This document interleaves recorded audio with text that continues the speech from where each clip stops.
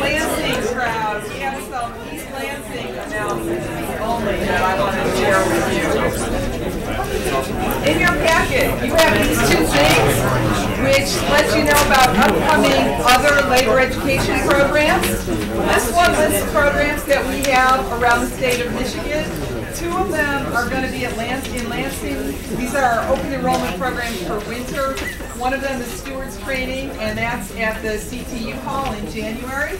We're going to be doing two programs on the economic crisis, one in Flint and one in Grand Rapids. One in Flint is also going to have John Beck's famous Hell-Raising program, which we're just calling member mobilization here because it's a little more tactful to put the print that way. We'll be teaching basics of collective bargaining in Bay City. And a new topic for us, one that's getting a lot of press these days, workplace bullying. We're going to be doing that one here in East Lansing also, again in the CTU Hall. So I think we're ready to start. The second folder, second flyer, the annual Labor Law Conference here in East Lansing at the Kellogg Center on February 26th. Many of you have been coming to that for a lot of years, and we look forward to seeing you at that as well. So at the next commercial break, if somebody else bribes me, they can get their piece in. Panel number 2 is a little different. The first focused on the national elections, the results and implications for unions and employment relations. And of course, we spent a lot of time talking about the Employee Free Choice Act. Our second panel is about Michigan's election results, what happened and the impact of unions' effort. And again, I wanted to sort of have a balance of voice, and so Chris Christoph from Detroit Free Press is going to be speaking. Luke Canfora from the Michigan Change to Win Union Coalition Campaign Director, and Amy Chapman, the Michigan Obama Campaign for Change Director. A lot of change in the air these days is being discussed. Again, if you're not familiar with these folks, there's bios in the materials. Hopefully everybody has the bios and can read about the wonderful things these folks did. I really want to thank the speakers, and I'm going to give, again, each one 10 minutes. And after the 3, then we'll open it up for discussion in the 3 cities. So, Amy Chapman, if you would get us started, I appreciate it, and welcome, and thank you very much. Thank you very much. I'm happy to get started. Can you hear me? Well, I hope you are. Can you hear me? Is that all right? You're fine. Go ahead. Perfect. Thank you very much. So I'm talking a little bit about what happened in the election and then what the union role was in this election. So obviously Barack Obama won Michigan in this election, but what was interesting about this was the margin. Even though this was the 5th election in a row that a Democrat had carried Michigan, this was the first time that a Democrat has actually broken the 52% margin. And by a lot. Obama got 57% to 41 for McCain. And that's pretty significant. In addition, the Democrats on the national level were able to break through a number of counties, a number of areas that previously we had not been able to win in Michigan. And so, for example, Obama carried Kent County. Obama carried about half the counties in the Upper Peninsula. Congressman Stupak himself was pretty amazed by what we were able to do. We carried Macomb County, we carried Monroe County. There were many places where Obama had won, which previously no Democrat running for president in Michigan had been able to win. But it wasn't just about the presidency. This was a fantastic year for Democrats up and down the ticket, which only means good things in terms of President-elect Obama being able to govern. And so obviously Carl Levin got reelected, but this was one of the few states where 2 congressional seats changed hands. And so we now have 2 new Democratic members of Congress, which was just as important to our campaign for change as Obama's victory. Mark Schauer in the 7th and Gary Peters in the 9th. We have 9 new seats in the State House, so there's a total of 67. This is the largest margin in many, many years on the State House side. I only wish the State Senate was up, so we could have been able to help them out too. Ed boards, swept all the ed boards. And then, one of the sweetest victories for us was, of course, defeating Cliff Taylor in his nonpartisan seat for the Supreme Court. My feeling is that each one of those was an important victory, and it was a great election night because we were able to bring everyone else along. And obviously many more local and countywide offices were picked up by the Democrats. An interesting thing to note, though, is that in turnout was high and a lot of people voted, but it was lower than had been anticipated. And it was lower than had been anticipated because a lot of the Republicans stayed home considering what McCain had done. I joked with people before the election that this was the only state where Barack Obama wasn't on the ballot in the primary and the only state where John McCain officially announced he wasn't campaigning. And it seemed like that was the gamut of what this election cycle was in Michigan, which, you know, it made a weird election only weirder to work in. But I'm proud of our efforts that we did through the campaign. We had offices throughout the state, in every part of the state. There was no part of the state that we took for granted, and there was no part of the state that we counted out. So we had, by the end, I think the party's claiming 90 offices. Maybe I thought there were only 60-some, but a lot.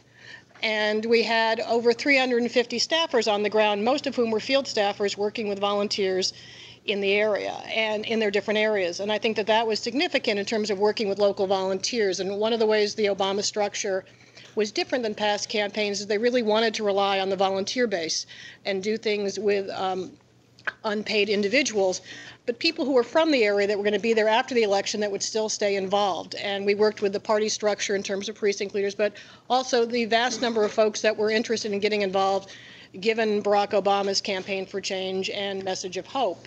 So all of that information, all the work we did, all of our office locations, the 1.4 million people we contacted, the 167,000 people that were registered, everything is on the state party file so that we could use it for 2010, because this isn't just about a presidential and this just isn't about, you know, a one-shot deal. This is about continuing this because you can't have change if every election it ping-pongs and goes from one to another. So we're using this and we're going to build for 2010, and President-elect Obama is committed to that.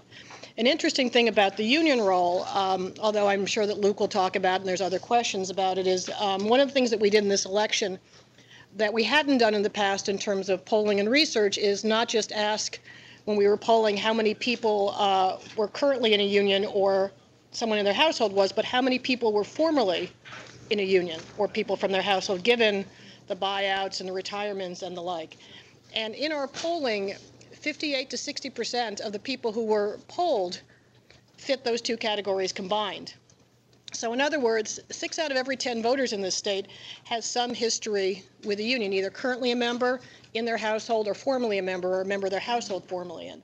So I think that pretty much says everything in terms of the importance of the union movement in this state to any candidate running for office. And I think that that was one of the reasons, although obviously the McCain campaign didn't want to share information with us, but one of the reasons why the McCain campaign finally decided to fold up their tent and go home is that they knew that with that type of strength of the union movement here, and given what Bush and McCain and all their friends had done to the economy, that it was pretty hard to imagine how they were going to win this state. Although, given the strength of the union movement in a lot of other states, I'm surprised they didn't fold their tent in other places too. So union members made up a huge part of our volunteer base. The most important thing we asked union members to do was contact their own members, because that's the most persuasive thing to do, is for union members to talk to other union members and volunteer for our effort. But the number one thing is to do their own program, which unions have done so well at. And obviously between that, the right message, which is an economic message, the right messenger, who was Barack Obama, that's why we were so successful in this election. So I think I'm under my 10 minutes, or right around there. So I'll be happy to answer questions after all the panelists speak. Thank you very much, Amy. So Luke Confor, do you want to pick up the story, go in a little different direction? Sure. I'd like to thank Amy for setting the bar low by finishing early. That's excellent. I ran the Change to Win program here in Michigan. It was a little bit different than the traditional labor program that I think Michigan is used to. As I look out, I see a lot of my brothers and sisters that helped out with it and took my phone calls and being harassed to, are you going to knock some doors for me this weekend? It was a program that ran about 16, ended up being 17 targeted states when North Carolina became a swing state. We had 3 real components to it. You know, the mail that everybody gets, those great phone calls that you get during dinner. We ran a few of those as well as ID, and a very, very intensive member-to-member field program. I was very beneficial here in Michigan It was a really energized union membership to participate in this program. A lot of the members here, while we did not have a primary or caucus in Michigan, a lot of the membership from here went to Ohio, went to Indiana, went to Pennsylvania on behalf of Senator Obama. So they came back kind of battle worn and really excited about what they did in those other states, and were ready to do it here. And that was really great. So what we did, it was took members, and rather than the traditional, here's your script, go out and knock the doors and check out if this guy's going to vote or not. The trainings were a lot more loose. We talked about our issues, about health care, about free trade, about the Employee Free Choice Act, and educated these canvassers that were going to go out every day for 8 hours to 10 hours a day, knocking on union members' doors and have a conversation about their issues and who best represented them, John McCain or Barack Obama. We found it very, the impact was great. When you think about it, Senator Obama, we all know everything about him now. April, May, he was a little bit of an unknown quantity to a lot of membership here. He had not come through here due to the primary situation. There were a lot of rumors here in Michigan running about him, and we found that by going right to the door and a member knocking and saying, I'm here, these are your issues, and Senator Obama is probably your best on this. Well, I've heard he's a Muslim. Well, I'm here to tell you he's not. I've heard he's going to take my gun away. Well, I'm here to tell you he's not. It was very, very effective. As we ramped up, we began late July with the door knocking. As we got fully ramped up late August, we were knocking about 15,000 households a week, leaving messages for 15,000 members or talking to them. Additionally, we had about 157,000 conversations on the job site. I see a lot of Teamsters in the room who were just, knocking that home every day, talking to members, just getting rid of the rumors and the myths and really telling the truth about what Senator Obama was about. Across the state, we did this. Not just from Wayne State and Detroit metro area, we were in Kalamazoo, we were in Jackson, we were in Eaton County, we were in the 7th and the 9th district, because those two seats were just as important to us as Senator Obama, sending Mark Schauer and sending Gary Peters to Washington on our behalf. And the argument really wasn't that bad. Any member that said, I'm not voting for Barack Obama, he said, well, John McCain wants to tax your health care, make it part of your gross income. Did you know that? It's going to cost you $2,000 more. Not to mention if you've got 4 kids behind that door. And it would really start a conversation. And that's how we turned a lot of members. And you could see that. And as the campaign moved on, and as the economy became more and more of an issue, and before McCain kind of took the break in his campaign to head back to Washington, you could see members turn. We were going from 1/3 to say that they were voting for Obama, and 1/3 for saying that they were unknown, to 2/3 that we're solid for Senator Obama. Don't come back to my door. We'll be there for you on Election Day. And it just dropped. Those that said that I was hard for McCain, and going back to some of them, folks changed and said they were kind of embarrassed that they said that to begin with. It was just the members one-on-one. That's what really worked, and letting members have the conversation in their own words, really saying what they feel inside, is what really worked. And I think that is the direction that organized labor needs to go in the future, just a little freer, looser conversation. Before I wrap up, I really want to echo what Dick Long said. Sign those EFCA cards, and let's get those into President Obama when he gets sworn in to pass it. And I do think it's terrible the way our UAW brothers and sisters are being portrayed in the media these days. It's a shame. I apologize. And we're going to get over this together. You guys are in a race to get done. What a nice setup for a member of the press there, Luke.